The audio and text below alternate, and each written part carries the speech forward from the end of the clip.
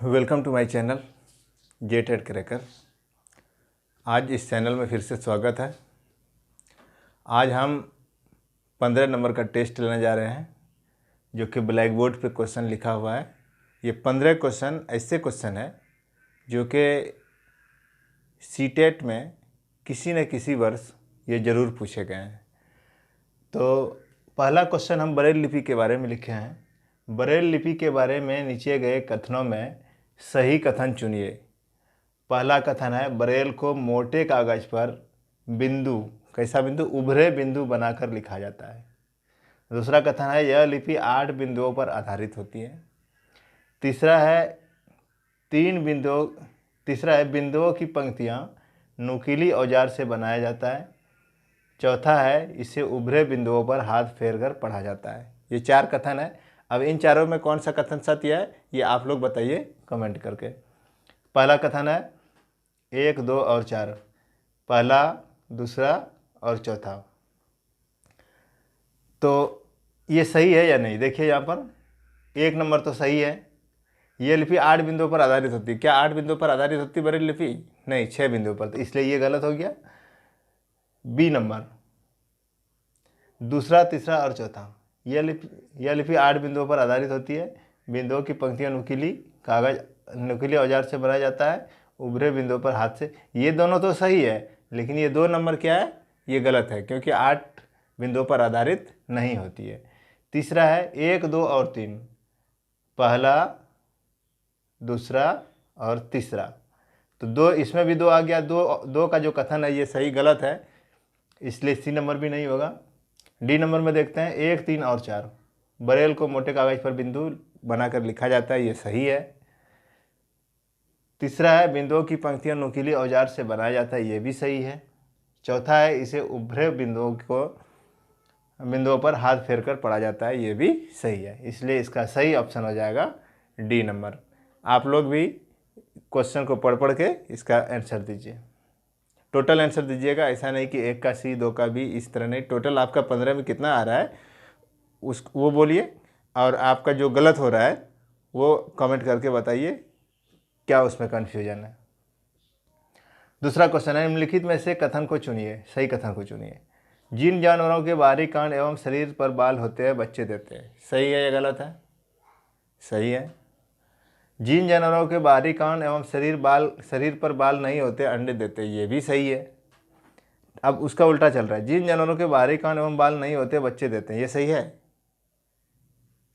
ये गलत है। जिन जानवरों के बाहरी कान व बाल होते हैं वो अंडे देते हैं, ये भी गलत है। इसलिए इसमें सही कौन हो जाएगा? 1 नंबर और 2 नंबर। तो इसका ऑप्शन हो जाएगा 1 और 2, ऑप्शन नंबर सी। तीसरा क्वेश्चन है, रेगिस्तानी ओक के बारे में सही कथन चुनिए। तो पहला कथन है, ये पेड़ ऑस्ट्रेलिया में पाए जाते हैं। क्वेश्चन को बढ़िया से समझिए, आप लोग उत्तर दीजिए। ये जितना भी है क्वेश्चन है ये सारा पढ़ा हुआ है। दूसरा ऑप्शन है, इस पेड़ की जड़ें टहनियों से लटकती है। तीसरा है, इस पेड़ की जड़ें जमीन में उस गहराई तक जाती है जब तक कि पानी नहीं मिलती है। चौथा है, पेड़ के तना में पानी जमा रहता है जिसे लोग पाइप लगाकर पानी निकालते हैं। इसमें जो ये ऑप्शन है वो है 1, 3 और 4। 1, 3 और 4, 1 में क्या है, ये ऑस्ट्रेलिया में पाए जाते हैं, ये सही है, ऑस्ट्रेलिया में पाए जाते हैं। 2, इस पेड़ की जड़ें टहनियों से लटकती है, ये गलत है। कथन 2 जो है ये गलत है, ये ओक के पेड़ में, रेगिस्तानी ओक के पेड़ में ये लागू नहीं होता है। 3, इस पेड़ की जड़ें जमीन में उस गहराई तक जाती है जब तक कि पानी नहीं मिलती है, तो ये भी सही है। तीसरा, पेड़ के तना में पानी जमा रहता है जिसे लोग पाइप लगाकर निकालते हैं, ये भी सही है। तो इन 4 कथनों में सिर्फ 3 कथन सही है, वो है पहला, तीसरा और चौथा। इस तरह से ऑप्शन नंबर ए सही है। चौथा क्वेश्चन, निम्न में कौन सी पक्षियाँ काफ़ी हद तक अपनी गर्दन को पीछे घुमा सकता है? ये तो हम पहले ही पढ़ चुके हैं पक्षियों के बारे में। कोयल, मैना, उल्लू, कौवा। सही आंसर बताइए आप लोग। इसका सही आंसर हो जाएगा ऑप्शन नंबर सी, उल्लू। 5वां क्वेश्चन, मधुमक्खी पालन शुरू करने की सबसे अच्छी अवधि कौन सी है? ऑप्शन नंबर 1 अक्टूबर से दिसंबर, बी जनवरी से मार्च, सी अप्रैल से जून, डी जुलाई से सितंबर।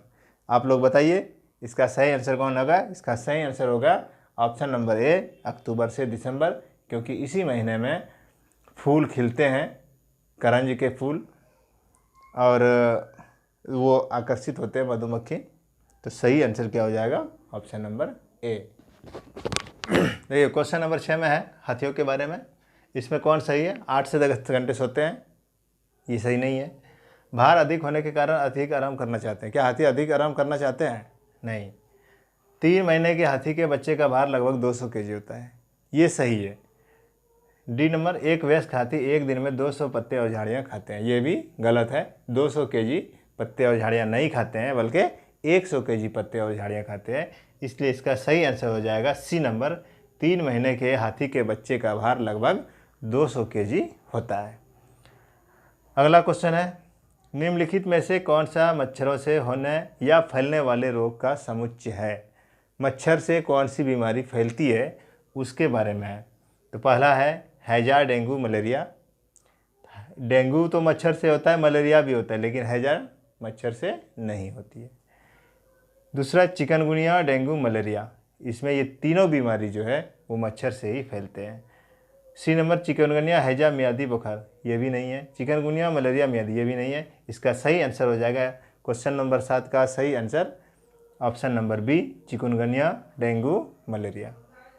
क्वेश्चन नंबर 8, रक्त की जांच मतलब खून की जांच। खून की जांच के द्वारा किसकी उपस्थिति से मलेरिया की पहचान होती है। खून का जब जांच करते हैं तो खून में क्या पाया जाता है जिससे कि पता चलता है कि इससे मलेरिया हुआ है। लाल रक्त कोशिकाओं में मच्छर के अंडे, गलत। लाल रक्त कोशिकाओं में मलेरिया परजीवी प्लाज्मोडियम से। आप लोग बताइए इसमें सही आंसर क्या है। रक्त में मच्छर के लार्वा से, रक्त में क्षतिग्रस्त यकृत कोशिकाएं।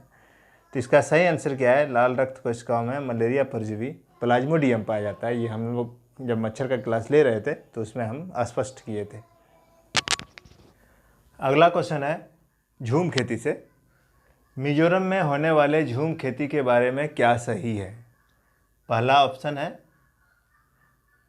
ये कथन है, पहला कथन, एक फसल कटने के बाद भूमि को कुछ वर्षों तक खुला छोड़ देते हैं। दूसरा है, इस भूमि पर उगने वाले बांस और खरपतवार को जला दिया जाता है। तीसरा है, बीज बोने से पहले भूमि की गहराई जुताई होती है। चौथा है, एक ही खेत में 3-4 भिन्न प्रकार के फसल उगाते हैं। तो ऑप्शन है 1, 2 और 4, कुछ वर्षों तक छोड़ देते हैं, ये सही है। उगने वाले बांस और खरपतवार को जला दिया जाता है, ये भी सही है। और एक ही खेत में 3-4 प्रकार के भिन्न प्रकार के फसल उगाते हैं, ये भी सही है। 1 और 2, 2 और 4, 3 और 4, इसका सही आंसर जो है वो हो जाएगा 1 नंबर, 1, 2 और 4। अगला क्वेश्चन है निफेंथिस या घटपर्णी या पिचर प्लांट। इसमें एक विशेष प्रकार का गंध होता है, जैसा कि क्लास में बताए थे। अपनी गंध से कीड़ों मकोड़े, मेढक, चूहे जैसे छोटे जानवर को अपनी ओर आकर्षित करके अंदर ले जाती है और खा जाते हैं। ये पौधे हमारे देश में कहाँ पर पाए जाते हैं। Option number 1 Odisha, B number Arunachal Pradesh, C number Meghalaya, D number Assam. इसका सही आंसर हो जाएगा, कहाँ होगा बताइए आप लोग। सही आंसर हो जाएगा सी नंबर मेघालय। अगला क्वेश्चन, लद्दाख में बच्चे स्कूल कैसे जाते हैं। बल्लम से, ट्रॉली से, बांस और रस्सी से, ऊंट गाड़ी से। अब देखिए यहाँ बल्लम से स्कूल कहाँ जाते हैं, केरल में जाते हैं। ट्रॉली से कहाँ जाते हैं, ट्रॉली से लद्दाख में जाते हैं। इसका सही आंसर हो जाएगा ट्रॉली से। बांस और रस्सी से बने पुल, ये कहाँ पर, असम में बच्चे स्कूल को जाते हैं। और ऊंट गाड़ी से कहाँ पर जाते हैं, राजस्थान में। अगला क्वेश्चन है, वह कौन सा जानवर है जिसके अग्र दांत हमेशा बढ़ते रहते हैं और अपनी दांतों को छोटा रखने के लिए कुछ न कुछ कुतरते रहते हैं, काटते रहते हैं। अग्र दांत मतलब आगे का दांत हमेशा बढ़ते रहते हैं। ऑप्शन है गिलहरी, बी नंबर है छिपकली, सी नंबर चूहा, डी नंबर दीमक। इसका सही आंसर आप लोग बताइए, जो कि हमेशा कुछ ना कुछ कुतरते रहते हैं, उस जानवर का नाम है गिलहरी। क्वेश्चन नंबर 13, निम्नलिखित में से कौन सा कथन सही नहीं है? ऑप्शन नंबर ए, सांप के जहर को कम करने के लिए सीरम नामक दवाई का प्रयोग किया जाता है। बी नंबर, सांप के कान नहीं होते हैं लेकिन कंपन से आवाज़ को सुन लेते हैं। सी नंबर, सांप अपने शिकार को चबाकर खाते हैं। डी नंबर, सभी सांप जहरीले होते हैं। इसमें कौन ऑप्शन सही है उसका बताइए। इसका सही आंसर है सी नंबर, क्योंकि जहर को कम करने के लिए सीरम नामक दवाई का प्रयोग होता है, ये तो सही है।